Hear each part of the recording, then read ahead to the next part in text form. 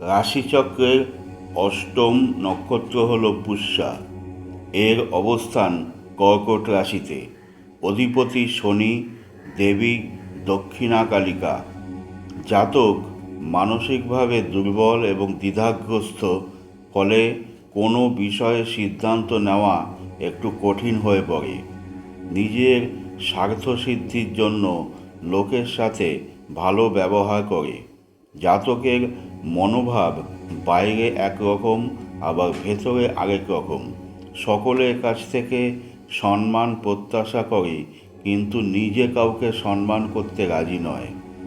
প্রশংসা করে ইগো এদের যতটাই বাড়িয়ে দেওয়া যায়, সমালোচনা করে ততটাই হতাশ করে দেওয়া যায়। দেখেছি কারো সাথেই তার ইন্টিমেসি হয় না, এমনকি বেশি বয়সে পরিবারের সকলের সাথেও এক ছাদের তলায় থাকলেও বনিবনা কারো সাথে হয় না, আলাদা রান্নাবাড়ি করেও খায়। অসৎ লোকের খপ্পরে খুব সহজেই পড়ে যেতে পারে।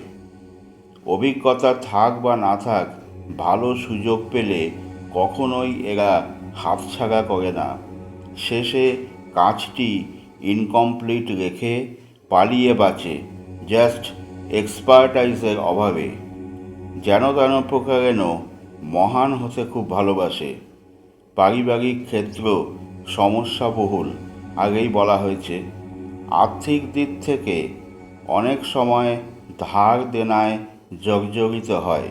পরবর্তীকালে অবস্থা ভালো হলেও ভোগ স্পৃহা এদের আর থাকে না তখন।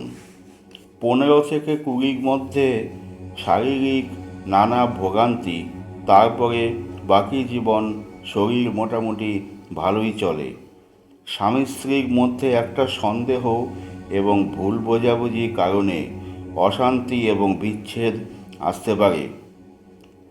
এই নক্ষত্রের জাতিকারা বাড়ির সকলের মন জুগিয়ে চলেও ন্যায্য সম্মান পায় না।